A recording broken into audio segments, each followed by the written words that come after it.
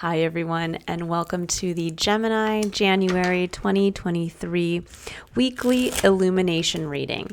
This is I Am Illuminated Tarot, a place for you to better connect with and illuminate your own personal spiritual importance.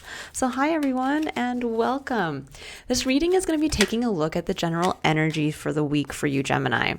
So we're starting here with pulling a card for you, what you're bringing to the week, what's going on around you, and then we're going to be taking a look at blocks, challenges, and the potential opportunities that are coming in for you.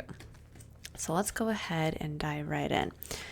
Now, right off the bat, I am seeing that there is a little bit, and it's interesting because this came up actually in, I think it was Libra's reading as well. So it might just be a general theme for air signs this week, that there's a little bit of revisiting of a past wound or a time in your life where maybe you had some heartache or something didn't quite go the way that you expected. Because we have the Page of Swords with what you are coming in with, Gemini. And this is actually a very good energy.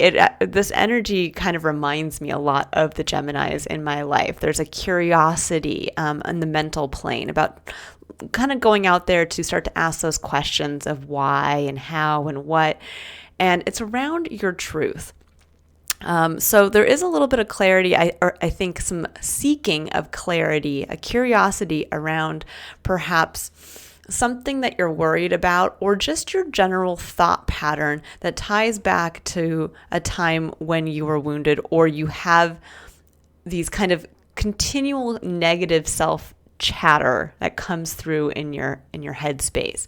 Because in your external environment, we have the Nine of Swords, which is a card of worry. It's a card of all those little kind of nagging thoughts that keep us up at night, the negative what ifs, the I can'ts, those kinds of things. So there may be either there's something in your external environment that's triggering this, that kind of worry that comes up of, oh my gosh, I might have to face something. And why do I say that? Because kind of looking from the past up to the present, in the past you had the Wheel of Fortune. There was something that came through where the wheel was turning in your favor. There might have been fast movement, but something was triggered here, and it may have brought in an opportunity with the Three of Wands. Now, with the Three of Wands, this is your ships coming in. It's a waiting period where you're looking kind of to the horizon to say, okay, what's coming in now? But with the Three of Swords coming in the present, I think for many of you, there is this waiting period, and there's a worry attached to that instead of kind of looking out to the horizon optimistically and excitedly about what's coming in, there's this fear, this hesitation, because in the past something didn't go right. And so this Three of Wands, this kind of excited anticipatory energy, is actually right now being pushed aside and in the mental space covered by the Three of Swords instead. So the pain of the past. And I think that's what's causing some worry out here is, oh my gosh, something didn't work out quite the way I wanted in the past. Or again, this could even be where you feel like you're just not good enough for what's coming in, that maybe you have a slight anticipation of what that is, maybe an intuitive feeling, and you're like, I don't know if I'm up to that task. And the Page of Swords says, stay curious, stay in that space of kind of opening yourself up to really be honest with the thoughts that are coming through, looking at where and why they come in for you, and then seeing how perhaps you can change them from one of causing you to worry about what might be coming in to one of excitement about what might be coming in. What if I changed this thought instead of saying I'm not good enough or I might not be able to handle this change or this opportunity, to say, what if this opportunity allows me to level up in some aspect of my experience and I am more than ready for it? Okay, so now we're going to dive in and we're going to see what else is coming in for you. So we're going to look at the challenge and the block, and then we're going to look at the possible opportunity. What is coming in? What is this? What are these ships that are waiting to come in for you here?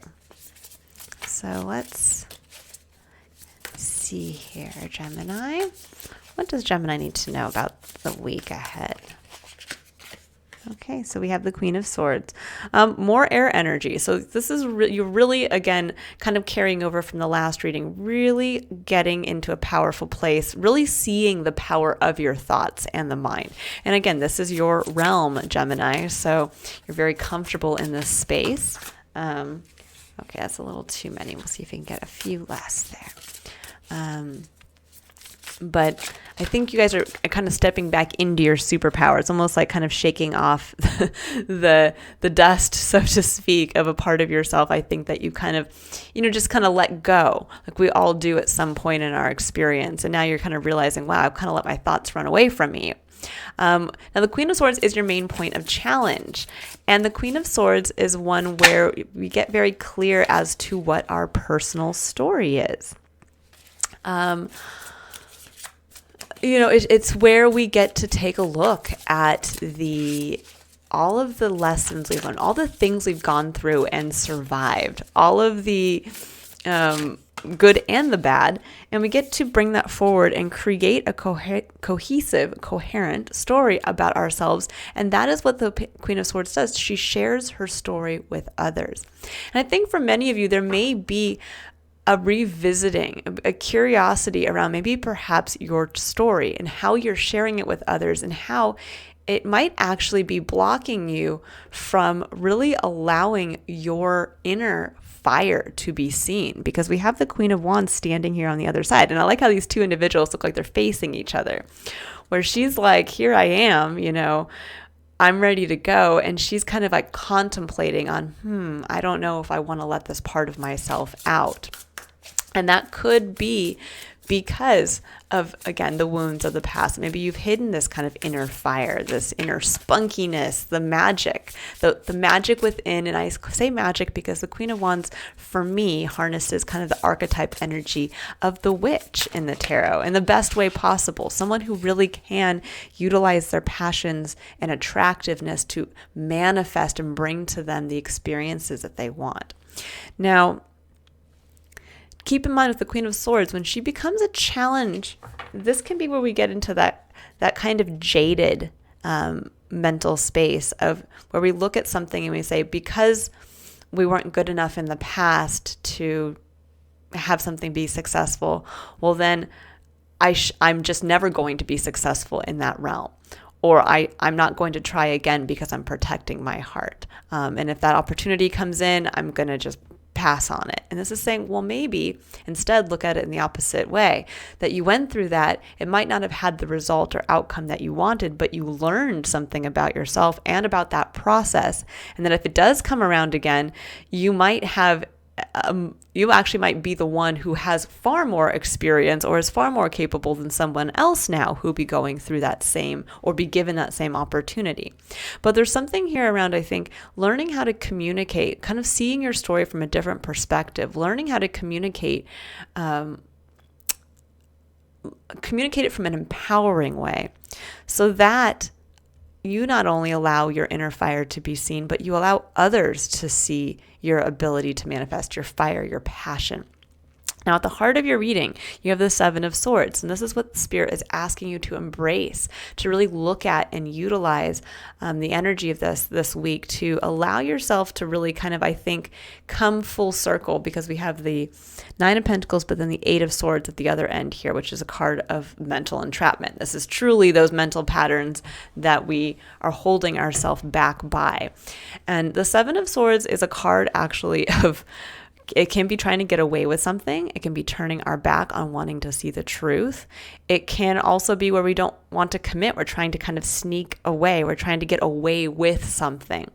And for some of you, this may actually be where it's time now to kind of turn and face, instead of kind of running from your story.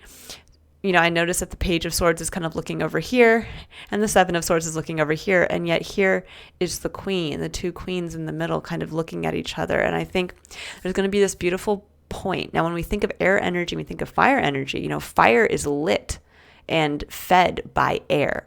So there is something here around really seeing the expansive quality of your thoughts, and how when you change your thoughts, you can actually almost like stoke your own internal flame. And I think for some of you, you've been kind of running from this. You've been running from looking at how your thoughts have actually, that the thoughts themselves, maybe you've been looking to other people in your external environment, maybe placing blame on other people, again, whatever this heartache has to speak to, and saying like, well, it was that individual or that circumstance that hurt me. And this is saying, well, actually, maybe it's now, it could have been at that time, but maybe now it's actually your thought pattern because you created it as a part of your story, that you're not good enough, or that you're not lovable, or that you can't leave this career path, or whatever it is. That there's something here around looking back and saying, if I change my energy mentally to expand, I can actually release the inner magician within me, the Queen of Wands.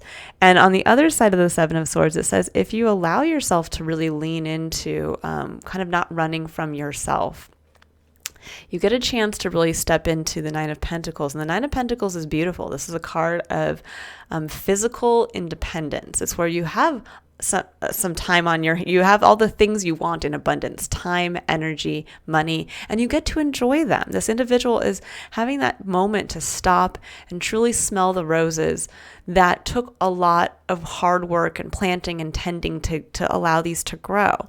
And this is saying that there's kind of this feeling here of don't run from enjoying the now because the thoughts from the past are getting in the way. Because on the opposite, or on the other side of this, we have the Eight of Swords. And this is that feeling of I'm trapped. I can't see a way. I can't do what I want to do. And it's as simple as realizing it's your thoughts that are expanding. So if you tell yourself you can't do something, well, you're holding back your own inner fire from actually being able to manifest that thing for you, bring that thing towards you, allow yourself to really be ready for this opportunity to come in. You notice she's holding her wand up here. It's going to be one of the wands that comes in.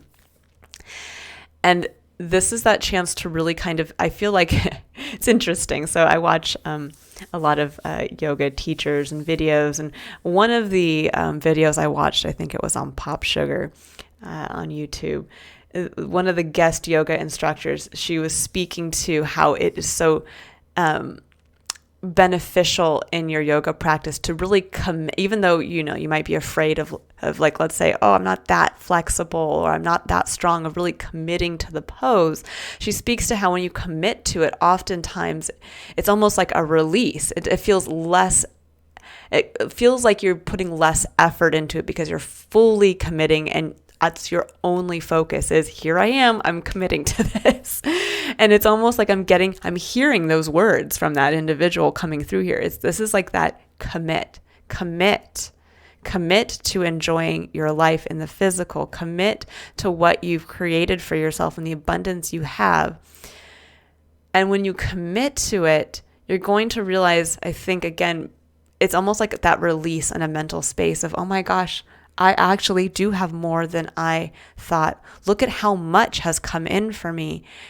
It's time to review my story. It's time to review what I'm capable of, because clearly I'm capable of bringing in quite a bit for myself. And then we get to face, okay, well, what are those triggers that tell you you can't? And now how can you look back and change your story to say, I can? It's a beautiful energy. I mean, it's really getting to that place, Gemini, of just saying, I can do it. I can. Yes, I can.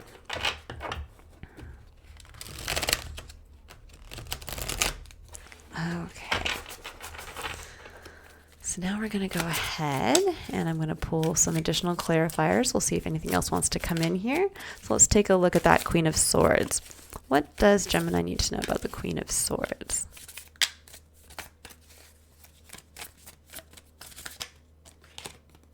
Knight of Swords.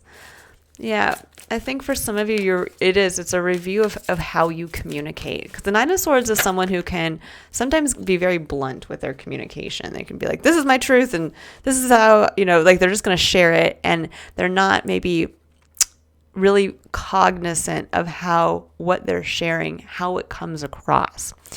And here we have the Queen of Swords again, double confirmation, but with the fountain. And this says, it's time to really dive deep into the magic, the mystery of life. The fountain is that kind of wellspring of all creativity. And this almost says, if you could create, if you could create the story of your life and how you would share it, and you could pull from this place of anything is possible, everything is possible, how would you share your story differently? How would you share how much you've come through and how much more is coming in? There is a really strong quality here of getting truly in touch with the magic aspect of life. The fountain and the Queen of Wands here. There is maybe a realization again that words hold power. You know, Gemini, you are, again, communication and thoughts are your realm. That's what Mercury rules, and Mercury rules your sign. And so there is this realization, I think, of how much those two things hold power to manifest in your life. So if you speak, you know, this would be like saying when somebody asks you, well, what are you working on right now? And you say, well, you know, not much, nothing, you know, just same old, going to the job I hate, going home to, you know, the life I'm not happy with. Well, if you realize you're perpetuating that in your experience, you're speaking to what you don't like, and that is expansive. That's what's going to feed the fire, is the negativity. This is saying to kind of reverse that and say, if somebody asks you maybe like, what's going on in your life? You say, you know, I'm actually looking to see where I can expand my skill set, maybe into a new avenue within my career field, because I'm feeling like that part of myself is a little stifled right now. Or you can say, you know, I'm really getting excited about a change in my living situation. You know, there's a way to speak to what we are experiencing that is in a vein of manifestation. We are manifesting our feelings through what we say. We're manifesting the events that we hope to bring in through what we say. And I think that's what's really coming through for you guys. Now with the Queen of Wands, we have the King of Coins, or the King of Pentacles, and the Hierophant. I think for many of you, you are readdressing the power you hold to, I think with the Hierophant coming in, there's a feeling here around looking at the beliefs that you've long held around what you're capable of manifesting in the physical for yourself. Because I feel like some of you maybe have doubted what you were capable of, or somehow, because the King of Pentacles, he's someone who is very adept at manifesting. This can be a very good business owner. This can be someone who is great at running a household, someone who is great at managing money and their time, energy, and effort. It's also someone who knows the value of themselves and what their time and energy is worth. And the Hierophant really speaks to that ability to look at where do we choose to place our time and energy? How do we choose to kind of uphold our value in society as a whole? And I think for many of you, there is, again, a re-examining of that and a realization of, I think, how powerful you are in that realm, or how powerful you want to be. And it's simply getting back into a place of taking action from a place of passion. Now, for some of you, this could actually be where, you know, the Hierophant can also speak to the things that we choose to participate in that are, you know, linked to our society, to cultural norms, to family norms. It can represent sometimes a marriage. So this could be maybe where you are, you know, looking to attract an individual who really speaks to this kind of King of Coins. This is a Taurian energy, Taurus. So maybe you have a Taurus in your life, or this is you. Maybe you have Taurus prominent in your chart somewhere, and maybe you're tapping into that, because both of these cards are a card of Taurus, both the Hierophant and the King of Coins, that there's something here around that energy coming through for you. And that energy is one of kind of manifesting through slow and steady work, but that has to come from what you're passionate about. She can kind of make it happen a lot faster than the slow and steady Taurus can. So 7 of Swords, we have Death. Yeah, there is something that clearly is it's gone. It's done. It's a hard stop. When death comes in, something has been removed from your life. And I think maybe many of you have been kind of running from that, whether this is the end of a career path you've been on for a long time, or whether this is the end of a relationship you've been in or have not been able to let go or release. This could even just be a way of life, something about yourself. This could even be the death to the negative thought patterns you've had, but there's something in your life that has ended. And there's been a kind of a lack of recognition there. And I think if you can kind of turn and face the music, there is illumination. There's the sunlight. There's the illumination of yourself, of your authenticity. That is what the sun represents. So there's something here around if you can kind of stop the running from what needs to be released, the realization of, wow, this is me. This is me in all my shining glory here.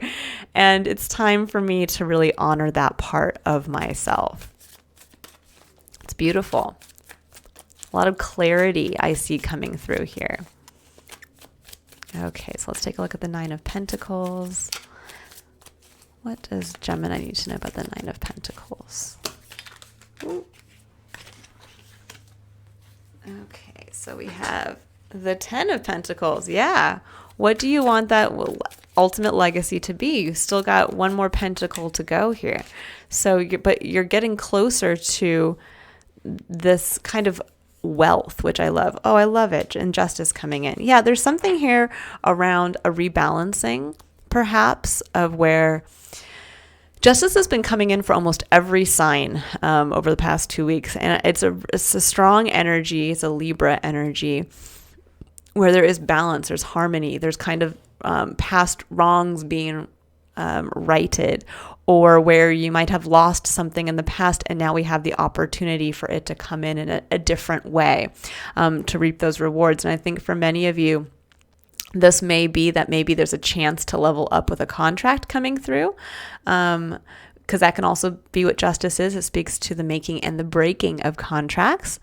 But I think for many of you, it's more about leaning into how close you're getting to what you want to experience in the physical and your ability to get yourself there. You're very close to it. The Nine of Pentacles speaks to that, speaks to you do have a lot of independence right now in that regard, and a lot of resources. But there is something here where there is going to be, I think, more coming in. And you have to be in a place to be able to see that, to allow that balance, that natural balance to happen. It can also be, though, too, where some of you maybe are being given the chance to either make a contract or break a contract to move towards this 10 of coins, whatever that represents for you. So this could be, because the Nine of Pentacles can speak to, yes, stopping to smell the roses, lean into enjoyment of how far you've come and what you've created for yourself. But it can also become the gilded cage. It can become the comfort zone of, well, it's beautiful here, but eventually that beauty is not enough. There's one more thing that you want to achieve to really bring in that level of abundance you want to experience. This is the ultimate level of abundance. So there's something here that says there might be something coming in where you know you have to make a change somewhere. You have to make or break a contract. Yeah, and here comes the Nine of Swords again. So same card here. So this is where the worry comes in. It's the mental programming with the Eight of Swords of I can't do that. I can't walk away from this career path to move to a different career path because I can't. And it can be just literally as simple as that, because I can't. Because I told myself I was going to do this until I retire, or I told myself I was going to do this until I got that pension, or I can't leave this relationship because even though I know there's more for me out there and I want something else, I can't, because then I have to start from scratch all over again. And I'm so old already. Trust me, I've heard, and I made all these excuses to myself as well. So there's something here around, again, you may be forced to take a look at something that might take you out of your comfort zone and opportunity. And that could be the opportunity here that's coming in or has come in for you and is maybe presenting itself. But you're sitting here in a space of, I can't because the last time I tried, it didn't work out. Or I can't because, someone told me that I'm not capable of, let's say working at that level in a in an office, or I'm not capable of being that person in my own household. Whatever those stories are, there's something here around that, and something that keeps you really in this place of anxiety. And we have the Empress coming out. This is saying the Empress is a beautiful energy. It actually brings in Libra and Taurus. So you have a lot of Libra and Taurus coming into your reading, Gemini, which is interesting. So you might have these energies around you, and maybe this is kind of asking you to lean into them a little bit for guidance if you need that. But it can also be these energies within yourself. So Libra and Taurus, when we think of Libra and Taurus, Libra is all about balance, all about both of them are a sign that's ruled by Venus, the beauty, the enjoyment of the physical experience. And I think that there's something to be said here in this reading that's really kind of showing directly how your thoughts and communication can actually manifest in the physical when you're aware of them and you choose to harness them in a way that is positive. Oh, the Empress coming in at the end, this is beautiful energy. This is saying this is the energy of being able to give birth from a place of creativity, from the fountain, as to what you want to give birth to. Now, for some of you, because this can represent pregnancy, this is what you really want right here, that you want to maybe give birth to a child and you're worried. You're trying and it's not happening, or it's something that you always wanted to bring into your experience. And you're worried that you can't make this happen because of something else here. And I think for many of you, you're going to be asked to really review why you feel you can't make those changes, because the Empress is a very empowering energy. It says, yes, you can literally give birth to what you want to. She is able to be very receptive. She brings in all of what she needs to be able to creatively create. And this can be creating an experience for yourself that you want. This could even be for those of you that doesn't involve pregnancy or, becoming a parent. This could be literally giving birth to a creative project, giving birth to, again, an experience in your physical. There is that tie, and you have a lot of queen and feminine energy here. So this is all about receiving, and maybe that's the big balancing out. Maybe it's time now for you to receive. And it sounds strange. This can be a very difficult place to be in, Gemini. And I know I have a lot of Gemini in my chart, and I can tell you firsthand from my own experience, from being for half of my adult life, being on the other side, being in more masculine energy and being the one to have to be the breadwinner and being the one to have to kind of push and push and push and push. I can tell you how difficult it was for me to be on the other side of things, to be kind of vulnerable and having to receive.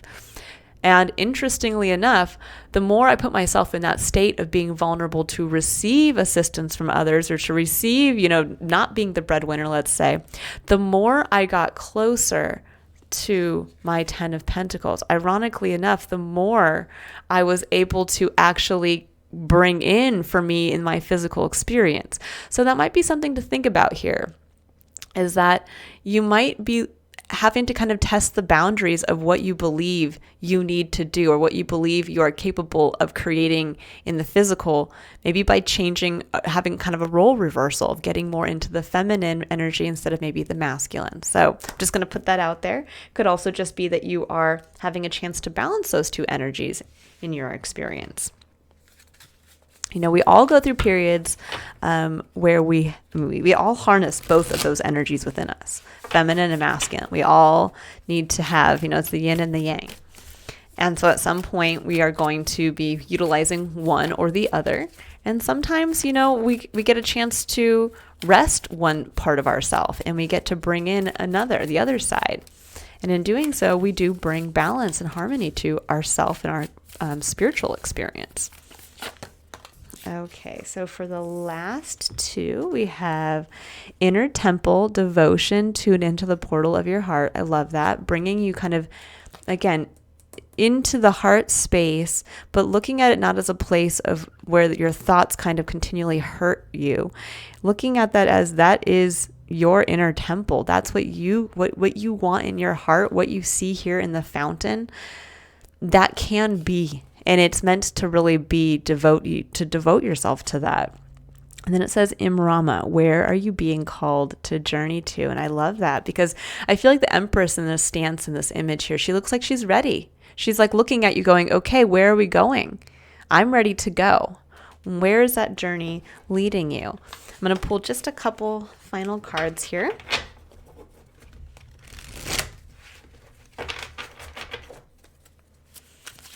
To see. So let's go ahead and see. What does Gemini need to know about where they're being called to journey? Oh, I love it. The Fool. Wow. A fresh start. You're being asked to take a leap of faith. And that can be difficult in and of itself. But I have found in my own personal experience, the more we lean into faith, the more we are blessed in our experience. And I know many might sit there and scoff at that, but I'm speaking to my experience, and I can tell you all those times I held my breath and took that leap.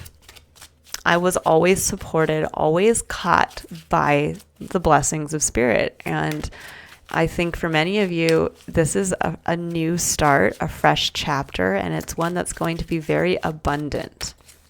And yes, there's going to be worry. And yeah, 8 of Cups. Yep. It's leaving behind something that is no longer fulfilling from you. It's the walking away of what doesn't serve you emotionally anymore, because there's a new dream here. There's something else that you want to create and give birth to in this experience. And you're getting to have that opportunity coming at the Wheel of Fortune and the 3 of Wands. But you have to be able to face the pain of the past and really, I think, turn your thought patterns around and how you speak about yourself and your story to be one that is positive, beneficial, forward focused, with a level of excitement about what you're manifesting for yourself. That will show you very much about what you have to walk away from, what no longer serves, what you don't want to speak to anymore. And then you'll see where that fresh start, where you're being asked to kind of take that blind leap of faith. All right, I will leave it here. What a beautiful reading, Gemini. I hope you have a wonderful week ahead. And if you'd like to book your own personal reading, you can click on the link in the description box below to visit my website. Otherwise, I will see you all next week for your next illumination reading. Bye, Gemini.